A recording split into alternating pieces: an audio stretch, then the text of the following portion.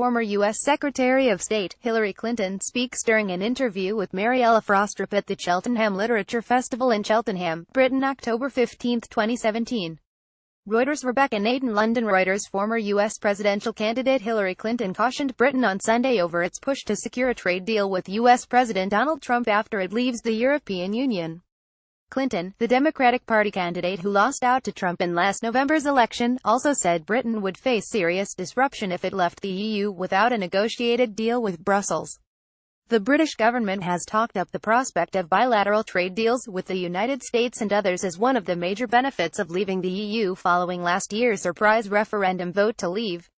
Asked about the prospects of a British U.S. deal, Clinton told the BBC, "You're making a trade deal with somebody who says he doesn't believe in trade, so I'm not quite sure how that's going to play out over the next few years." British Prime Minister Theresa May visited Trump in January to talk trade. The countries share $200 billion of trade each year. Former U.S. Secretary of State Hillary Clinton speaks during an interview with Mariella Frostrup at the Cheltenham Literature Festival in Cheltenham, Britain, October 15, 2017. Reuters. Rebecca Naden. But May has since intervened in a dispute between U.S. aerospace firm Boeing (BA) and Canadian plane maker Bombardier (BBDB). 2. Lobbying in the interests of Bombardier to try to protect jobs at its factory in Northern Ireland.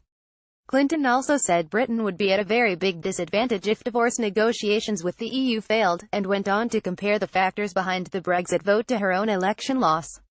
"Looking at the Brexit vote now, it was a precursor to some extent to what happened to us in the United States. The amount of fabricated, false information that your voters were given by the Leave campaign," she said. She said her own presidential campaign was subject to similar treatment, citing the spread of false stories by online news outlets, and warned that Britain and other countries must be alert to the risks of such new media.